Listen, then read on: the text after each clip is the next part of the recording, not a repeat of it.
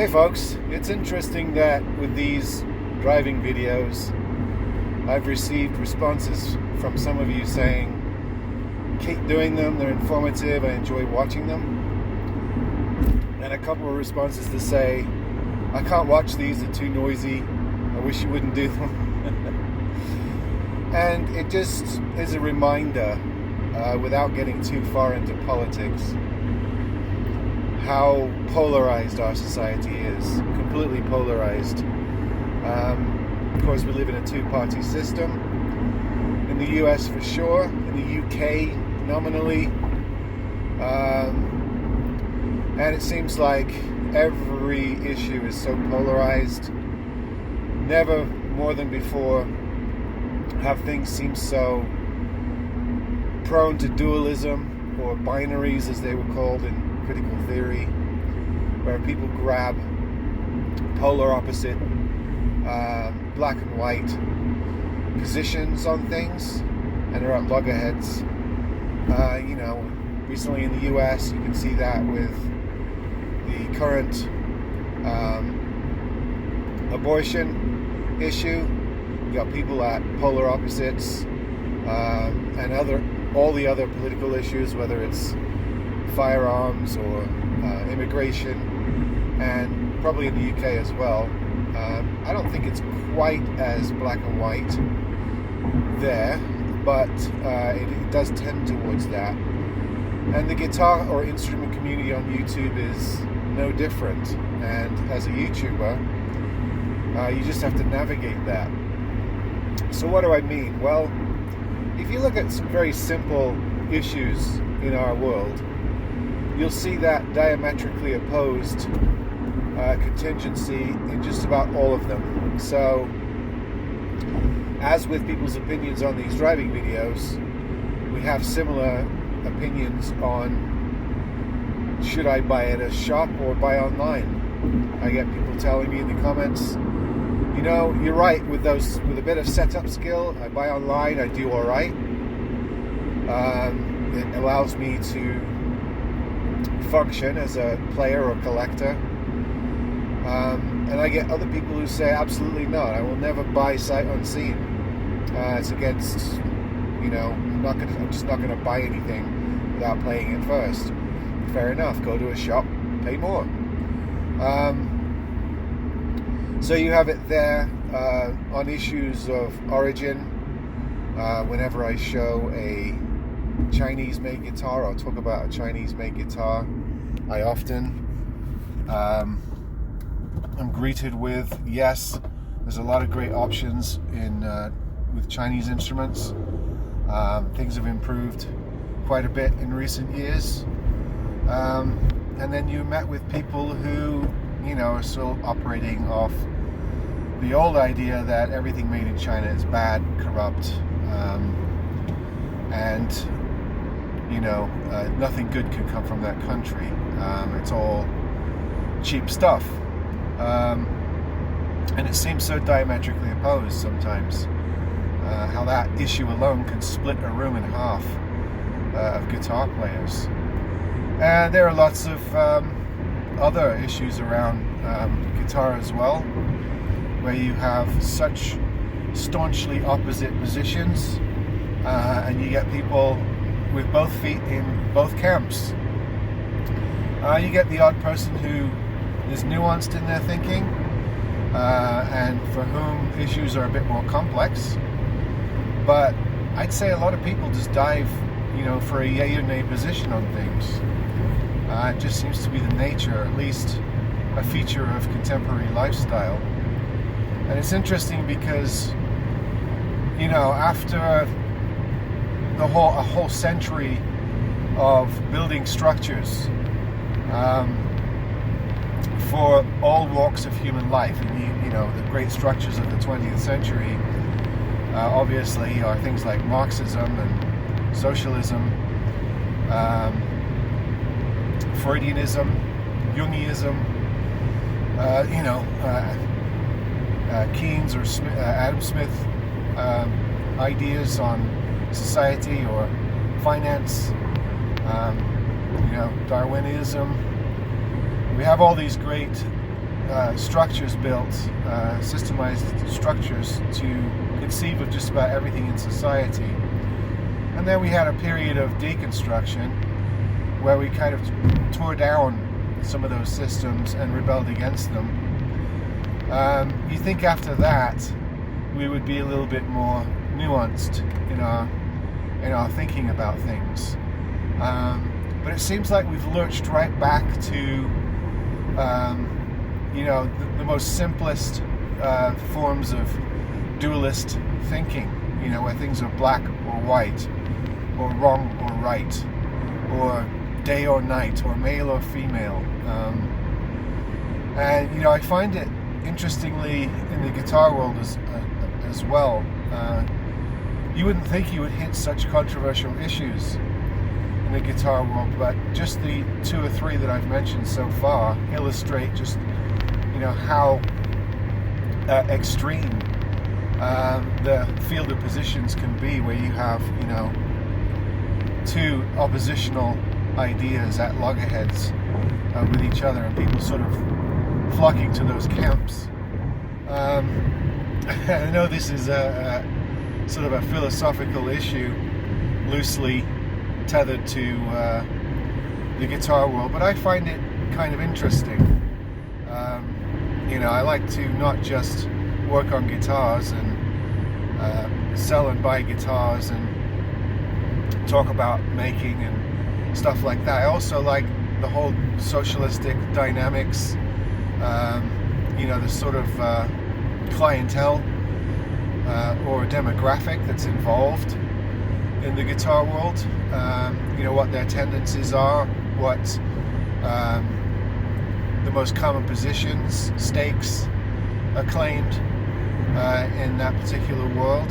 And maybe I overthink it, but I think it, for me, makes it a bit more interesting, fascinating, to where it's not just a practical pastime.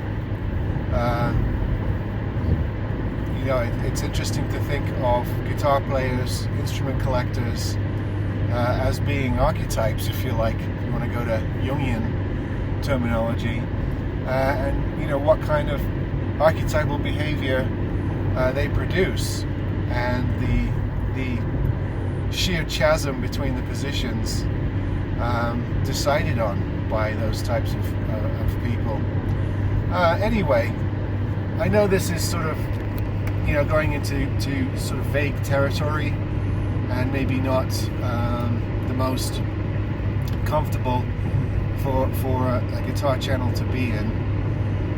But just think about that. Think about the positions that you take, as benign as they may seem.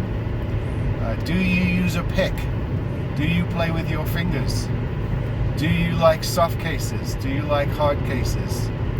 Are you an obsessive cleaner of your instrument? Do you always set it up all the time, tinker with it? Do you just play the hell out of it until it's covered in pub grime from your gigs? Are you a one brand purist? Do you like to try various brands? Do you collect one of each color? Do you collect one of each type? Do you have to have one of everything? All these little positions in and around guitar collecting or playing. It's interesting how they divide us, sometimes on a very superficial level, but enough to have sort of entrenched camps of guitar playing thinkers among us. Do you buy new? Do you always buy used? Will you buy something with a dent or a crack or a physical defect in it? Does that completely put you off buying anything? And I've run into both types that are, absolutely zealous about their positions on what condition they will buy a guitar in. And it goes on and on and on. What types of strings do you use? Are you a flat wound? Are you a round wound? Are you religiously playing 10s or 9s or 8s? Are you a 7-string enthusiast over a traditional 6-string? Are you in the Les Paul camp, or are you in the Fender camp? Are you Gibson or Martin? Taylor or Martin? Those two camps are diametrically opposed as well. Are you Dreadnought? Are you OM or Triple O size guitar? Do you like to collect different ones? Everything in and around the guitar community, the guitar industry, is a series of choices, and often